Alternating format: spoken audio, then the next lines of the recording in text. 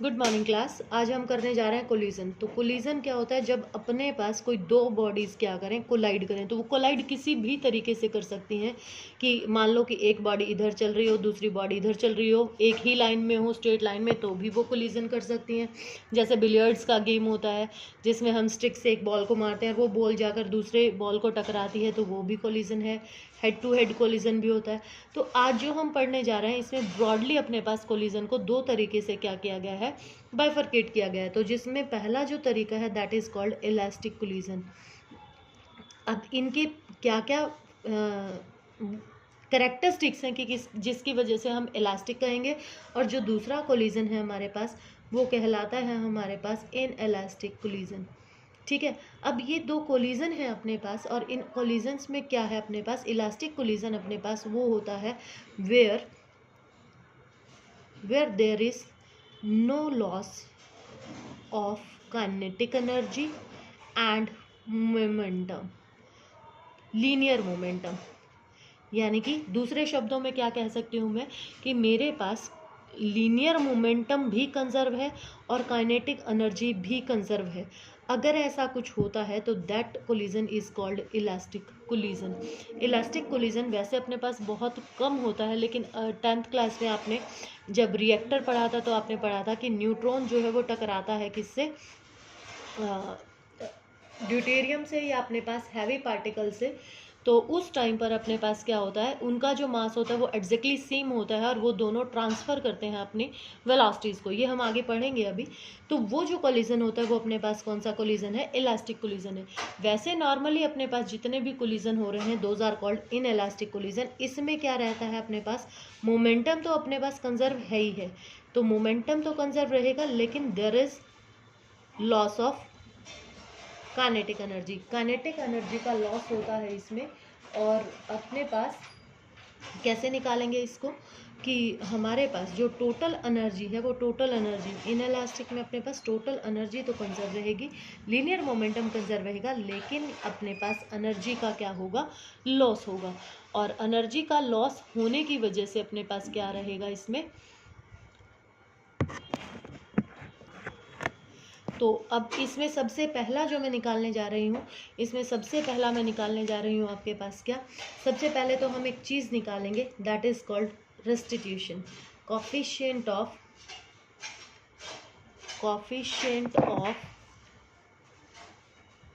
Restitution. अब ये coefficient of restitution क्या होता है, इसको स्मॉल ई से डिनोट किया जाता है, और ये क्या होता है, the ratio of relative velocity of separation मतलब आफ्टर कोलिजन। यानी कि वो टकराए और टकराने के बाद क्या हुआ, उनमें सेपरेशन आ गई। Separation after collision to relative velocity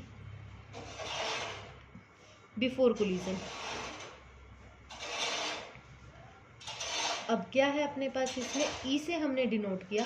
अब मान लो कि मेरे पास कोई दो बॉडीज़ थी, ये बॉडीज़ थी अपने पास, और इसका जो इनिशियल वेलोसिटी था वो u मान लें, और इसका इनिशियल वेलोसिटी क्या मान लें, u2 मान लें। ठीक है। अब यहाँ पर अपने पास u1 जो है वो ग्रेटर है किससे, u2 से। और अब अपने पास यानी कि ये इससे ज़्यादा है, लीनियरली चल रहे हैं, तो ये जाकर पीछे से इसको क्या करेगी, टक्कर मारेगी। तो अपने पास आफ्टर कोलिजन जो फर्स्ट बॉडी थी वो किसी वेलोसिटी v1 से चलने लगे, और सेकंड जो बॉडी थी वो किससे चलने लगे, v2 वेलोसिटी से चलने लगे। तो separation v2 minus v1 divided by u1 minus u2। तो ये हमारे पास क्या कहलाता है, इलास्टिसिटी कोफिशिएंट ऑफ रेस्टिट्यूशन कहलाता है। इसकी वैल्यू जो है वो 1 होती है। किसके लिए, ये हमारे पास परफेक्टली इलास्टिक कोलिजन है के लिए इसकी वैल्यू 1 होती है, और इसकी वैल्यू 0 होती है किसके लिए, परफेक्टली इन इलास्टिक के लिए, परफेक्टली इन इलास्टिक कोलिजन के लिए। तो यानी कि इसकी जो वैल्यू है वो लाई करती है 0 से 1 के बीच में। ठीक है। अब यहाँ पर मेरे पास में इसका ई की डिटर्मिनेशन और किस तरीके से की जा सकती है, ई की वैल्यू हम कैसे निकाल सकते हैं, ये दिखा रही हूँ। अब इसके लिए मैं क्या करूँ कि मैंने मान लिया कि मेरे पास यहाँ पर एक रिजिड स्पोर्ट था, और इस रिजिड स्पोर्ट पर मैंने यहाँ पर एक बॉडी ले ली m, जिसका स्मॉल m मास मान लिया मैंने, और एक मैंने दूसरी बॉडी ली यहाँ पर, और इससे बड़ी बॉडी ले ली मैंने, और इसका मास मान लिया मैंने कितना है, कैपिटल M। ठीक है, ये मेरे पास मैंने मान लिया कि ये मेरे पास क्या है, सरफेस है। तो मैंने क्या किया, इसको यहाँ तक किसी हाइट तक उठाया, और ये जो हाइट मैंने ली है, इस हाइट को नाम दे दिया मैंने, किसी हाइट h तक मैंने उसको उठाया, और यहाँ से उठाकर और इसको छोड़ दिया, और ये इससे टकराई। टकराने के बाद ये बॉडी जो है अपने पास, ये कहीं यहाँ पहुँच गई। ठीक है, तो मान लिया कि ये किसी हाइट कहाँ गई, h2 तक गई। अब ये क्योंकि ये भारी थी तो ये क्या करेगी, बाउंस बैक करेगी, और ये यहाँ कहीं पर आ गई अपने पास, ये यहाँ कहीं पर आ गई, और मान लिया कि ये जो हाइट है, इस हाइट को नाम दे दिया मैंने h1। ठीक है, अब अपने पास u1 की वैल्यू जो है, इनिशियल वेलोसिटी जो थी अपने पास, जो डिस्प्लेस होकर आएगी, वो कितनी आ जाएगी, √2gh के बराबर आ जाएगी। अब यहाँ फॉर्मूला कौन सा लगाया मैंने, v² - u² is equal to 2a/s, ये वैल्यू लगाई है मैंने कि मैं इसको यहाँ लेकर के गई। ठीक है, तो अपने पास इनिशियली ये क्या थी, 0, u1 नाम दे दिया इसको, 2 किसके इफेक्ट में आ रही है, ग्रेविटी के इफेक्ट में, और किस हाइट पर थी, h हाइट पर थी। अब अपने पास जो सेकंड बॉडी थी, सेकंड बॉडी अपने पास किस पर थी, रेस्ट पर, तो u2 की वैल्यू कितनी हो गई अपने पास, 0 के बराबर होगी। सिमिलरली v1 निकाल सकती हूँ √2gh1, और v2 निकाल सकती हूँ √2gh2। अब सारी वैल्यू आ गई अपने पास, इसको हम फॉर्मूले में रख दें, तो E इज इक्वल टू किसके बराबर था, v2 - v1 divided by u1 - u2। Now putting the values, 2gh2 -√2gh1 divided by √2gh और -0। तो अपने पास यहाँ से बाकी √2gh दोनों से कॉमन लेके नीचे वाले से कट जाएगा, तो ऊपर क्या आ गया अपने पास, h2 √h2 - √h1 divided by √h। तो E की वैल्यू हाइट के केस से भी हम क्या कर सकते हैं, फाइंड आउट कर सकते हैं। अब अपने पास पहला जो कोलिजन है वो है elastic collision, elastic collision in 1 dimension. हम अब 1 डायमेंशन में क्या निकाल रहे हैं, इलास्टिक कोलिजन निकाल रहे हैं। तो इसके लिए मैं क्या करूं, मैंने यहाँ पर मान लिया कि मेरे पास ये बॉडी थी A, जिसका मास मान लिया मैंने m1 है। ये मेरे पास सेकंड बॉडी थी B, जिसका मास मान लिया मैंने कितना है, m2 है। ये किसी वेलोसिटी u1 से चल रही थी, ये किसी वेलोसिटी u2 से चल रही थी, और ये दोनों ने कोलाइड किया यहाँ पर, और कोलाइड करके आफ्टर कोलिजन यहाँ पर सेपरेट हो गई। ये मास तो वही रहेगा, पर ये चल पड़ी किसी वेलोसिटी v1 से, और ये चल पड़ी किसी वेलोसिटी v2 से। अब यहाँ पर मैंने क्या कहा था कि अगर अपने पास इलास्टिक कोलिजन है, तो इलास्टिक कोलिजन में अपने पास लीनियर मोमेंटम भी कंजर्व रहेगा, और हमारे पास क्या कंजर्व रहेगा, काइनेटिक एनर्जी भी कंजर्व रहेगी। तो according to law of conservation of elastic, law of conservation of linear momentum, ठीक है, तो यहाँ पे क्या हो गया, momentum before collision equals to होगा किसके, आफ्टर कोलिजन के। ठीक है, अब यहाँ पर m1 u1 plus m2 u2, और ये अपने पास बराबर हो गया किसके, m1 v1 plus m2 v2। ठीक है, अब क्या करूँ, m1 वाले एक साइड ले जाओ, m2 वाले एक साइड ले जाओ, तो m1 u1 minus m1 v1 equals to m2 v2 minus m2 u2। ठीक है, अब इसमें से क्या करूँ, m1 कॉमन ले लूँ, m1 कॉमन ले लिया, u1 minus v1 equals to m2 common ले लिया, v2 माइनस u2। ठीक है, तो ये वैल्यू आ गई अपने पास। अब एक इक्वेशन तो आ गई ये। अब यहाँ पर लगाएंगे क्या, conservation of kinetic energy. Conservation of kinetic energy क्या कहती है अपने पास, कि total kinetic energy before collision equals to total kinetic energy after collision. ठीक है, तो क्या हो गया अपने पास, half m1u1 square plus half m2u2 square equals to half m1v1 square plus half m2v2 square. Half throughout cancel हो गया अपने पास। फिर से वही m1 एक साइड ले आऊँ तो m1 कॉमन ले लिया, u1 square minus v1 square equals to m2v2 square minus u2 square. ये आ गई second equation. On dividing equation second by first, तो m1u1 square minus v1 square equals to m2v2 square minus u2 square divided by m1u1 minus v1 divided by m2v2 minus u2। तो ये अपने पास cancel हो गया। यहाँ पर formula a square minus b square का formula लगा दें। a square a plus b a minus b equals to a v2 minus u2 divided by u1 minus v1 divided by v2 minus u2। तो ये अपने पास cancel हो गया। तो u1 plus v1 equals to v2 plus u2। अब यहाँ से इसको एक साइड ले आओ, u1 minus u2 equals to v2 minus v1। ये इधर ले आओ तो v2 minus v1 divided by u1 minus u2 equals to 1। तो ये अपने पास अब ये किसके बराबर था, ई के बराबर था। तो ये मैंने प्रूव भी कर दिया यहाँ पर कि ई की जो वैल्यू है अपने पास वो इलास्टिक कोलिजन के लिए कैसी रहती है, 1 के बराबर होती है।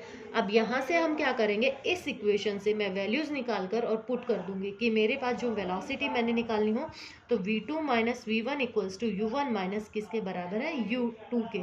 तो अब मैं v2 की वैल्यू निकालूँ, इसको इधर ले आऊँ तो u1 minus u2 minus of v1, ये प्लस हो जाएगा इधर आकर। तो अब यहाँ से मैं क्या करूँगी, वेलोसिटी निकाल रही हूँ किसके, वेलोसिटी ऑफ ए की। ठीक है, तो वेलोसिटी ऑफ ए की वेलोसिटी निकालने के लिए क्या करें, जो अपने पास लीनियर मोमेंटम की फर्स्ट इक्वेशन थी उसमें वैल्यूज पुट कर दें।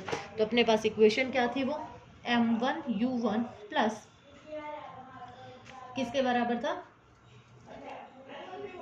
m2u2 equals to m1v1 plus m2v2, ये वैल्यू थी अपने पास। अब यहाँ पर क्या करेंगे, वैल्यूज रख देंगे। तो m1u1 plus m2u2 equals to m1v1 plus m2। अब v2 की जो वैल्यू फाइंड आउट की थी हमने यहाँ से, ये वाली u1 minus u2 plus v1, ये वैल्यू पुट कर दें यहाँ पर और इसको क्या कर ले, सॉल्व कर ले। करो सॉल्व अब इसको। तो m1u1 plus m2u2 equals to m1v1, इसको मल्टीप्लाई करो, प्लस m2u1 माइनस m2u2, और ये हो जाएगा अपने पास कितना, प्लस m2v1। अब v1 को एक साइड रख लो, बाकी को एक साइड ले आओ। m1u1 प्लस m2u2, इसको इधर लाई, माइनस m2u1 प्लस m2u2, और इधर आ जाएगा अपने पास कितना, m1 प्लस m2, और v1 मैंने ले लिया क्या, कॉमन। ठीक है, अब इन दोनों में से भी इनमें से नहीं, ये दोनों भी जुड़ जाएंगे अपने पास, और इन दोनों में से u1 ले लो कॉमन। तो m1 minus m2 plus 2 m2u2 divided by m1 plus m2, और ये वैल्यू आ गई किसकी, v1 की। सिमिलरली हम किसकी वैल्यू निकाल सकते हैं, v2 की वैल्यू निकाल सकते हैं। तो v2 की वैल्यू क्या आ जाएगी अपने पास, u2 m2 minus m1 plus 2 m1u1 divided by m1 plus m2। इसमें करना क्या है अपने पास, ये याद रखने का तरीका भी है कि m1 यहाँ पर जो भी आया ना, उसको 1 को 2 से रिप्लेस कर दो, 2 को 1 से रिप्लेस कर दो। अब यहाँ पर मैं एक पर्टिकुलर केस ले रही हूँ कि अपने पास अगर मान लें कि फर्स्ट केस मैंने लिया, यहाँ पर स्पेशल केस ले रही हूँ इसके लिए कि मान लो कि मैं कहूँ कि मेरे पास जो मास है वो बराबर हो, और तो अपने पास वेलोसिटीज क्या हो जाएंगी। तो अब यहाँ पर वैल्यूज पुट कर दो, वैल्यू पुट करोगे तो क्या हो जाएगा, मास अगर बराबर है तो ये देखो m1 ये 0 हो जाएगा, खाली यहाँ पर क्या बच गया 2mu, और ये क्या हो जाएगा 2m। ठीक है, तो ये कितना था u2, v1 की वैल्यू, तो यानी कि v1 इक्वल्स टू u2 और v2 इक्वल्स टू u1, यानी कि जो वेलोसिटीज है आफ्टर कोलिजन वो क्या हो जाएंगी, इंटरचेंज हो जाएंगी। ठीक है, इसी तरीके से आप क्या कर सकते हैं, इसमें बहुत सारी वैल्यूज रख सकते हैं कि अगर एक बार मान लो कि सेकंड केस ले लिया हमने कि m1 बड़ा है किससे, m2 से, तो m2 को क्या कर देंगे, रिप्लेस कर देंगे। थर्ड केस ले लेंगे कि 1 क्या है अपने पास, छोटा है m2 से, तो रिप्लेस कर देंगे, वेलोसिटीज रिप्लेस कर देंगे। अगर मान लो कि कह दूं कि सेकंड जो बॉडी है अपने पास वो किस पर थी, शुरुआत में रेस्ट पर थी, सेम मास में ही, तो अपने पास यहाँ से वो क्या हो जाएगी कि सेकंड बॉडी जो होगी अपने पास वो तो फर्स्ट की वेलोसिटी से चलने लग जाएगी, और जो फर्स्ट बॉडी होगी वो क्या हो जाएगी, रुक जाएगी, रेस्ट पर आ जाएगी, टारगेट रेस्ट पर आ जाएगा। ठीक है, तो इस तरीके से आप इसमें क्या कर सकते हैं, वैल्यूज फाइंड आउट कर सकते हैं। अब सिमिलरली मैं क्या निकालने जा रही हूँ, इन इलास्टिक कोलिजन के लिए वैल्यू निकालने जा रही हूँ इन 1 डायमेंशन। तो अपने पास यहाँ पर हमने क्या कहा था कि हमारे पास इन इलास्टिक में क्या होगा कि there is loss of kinetic energy. तो elastic inelastic collision in 1 dimension, तो 1 डायमेंशन के लिए इन इलास्टिक कोलिजन क्या हो जाएगा अपने पास, यहाँ पर वही फिर से कि ये बॉडी थी m1 से चल रही, m1 मास था, u1 से चल रही थी, ये सेकंड बॉडी थी जिसका मास m2 था और u2 से चल रही थी। कोलिजन हुआ, और कोलिजन होने के बाद अपने पास ये तो चलने लगे किसी वेलोसिटी m1 से, v1 से, और m2 मास इसका था, ये किसी वेलोसिटी u2 से चलने लगे। तो इसमें मोमेंटम का कंजर्वेशन लग जाएगा फिर अपने पास, बाकी अपने पास क्या रहेगा, लॉस ऑफ काइनेटिक एनर्जी रहेगा। तो इसके लिए जो मैंने लिया है वो मैंने ले लिया क्या, परफेक्टली इन इलास्टिक कोलिजन। ठीक है, मैंने ये ले लिया यहाँ पर कि मेरे पास ये पहली बॉडी थी जिसका मास m1 था, u1 वेलोसिटी से चल रही थी, ये मेरे पास सेकंड बॉडी थी और ये रेस्ट पर थी, इसने इसको आकर टक्कर मारी, और फिर ये दोनों इकट्ठी होकर किसी वेलोसिटी v से चलने लग गई। ठीक है, अब यहाँ पर मेरे को क्या निकालना है, एक तो वेलोसिटी निकाल दूँ कि क्या कंबाइंड वेलोसिटी से ये चल सकती हैं, और दूसरा क्या निकाल दूँ इसमें कि हमारे पास लॉस कितना होगा काइनेटिक एनर्जी में। तो अब अपने पास देखो, पहले तो लगाओ क्या, कंजर्वेशन ऑफ लीनियर मोमेंटम। ठीक है, कंजर्वेशन ऑफ लीनियर मोमेंटम, तो लीनियर मोमेंटम के लिए अपने पास वैल्यूज क्या हो जाएंगी, m1 u1 plus m2 u2, value put करूंगी अभी यहाँ पर, और m1 plus m2 into v, ये 0 हो गया, तो m1 u1 equals to m1 plus m2 into v, और v equals to m1 u1 divided by m1 plus m2। तो ये तो आ गई मेरे पास क्या, कॉमन वेलोसिटी। ठीक है, अब यहाँ पर अपने पास फिर से कि लॉस निकाल दे, लॉस ऑफ काइनेटिक एनर्जी। तो पहली का मान लिया कितना है अपने पास, m1 u1 square half of, ठीक है, सेकंड का क्या हो गया अपने पास, क्योंकि वो तो 0 हो जाएगा, और ये हो गया बिफोर कोलिजन, और ये हो गया आफ्टर कोलिजन। तो आफ्टर कोलिजन क्या होगा अपने पास, हाफ मास दोनों बॉडीज कंबाइंड हो गई और v का स्क्वायर। अब लॉस कब होगा, जब अपने पास ज़्यादा हो, तो E1 is greater than E2। Now putting the values, तो E1 minus E2 equals to E। ठीक है, अब यहाँ वैल्यू पुट करो, half m1 u1 square plus minus, और हाफ ये ब्रैकेट में रख लें एक बार, m1 प्लस m2, v की वैल्यू जो हमने पुट की निकाली थी वो रख दे, m1 u1 divided by m1 plus m2 का स्क्वायर। ठीक है, अब यहाँ से अपने पास इसको सॉल्व करो, half m1 u1 square minus, पहले तो ये एक से एक कैंसिल हो ही जाएगा, हाफ m1 u1 का m1 स्क्वायर u1 स्क्वायर। ठीक है, और इधर क्या हो जाएगा अपने पास, ये divided by m1 plus m2, एक स्क्वायर से ये वाली वैल्यू कैंसिल हो जाएगी। Now taking the LCM, LCM ले लिया मैंने 2 m1 प्लस m2, तो यहाँ मल्टीप्लाई करो, m1 u1 square m1 plus m2 minus of m1 square u1 square.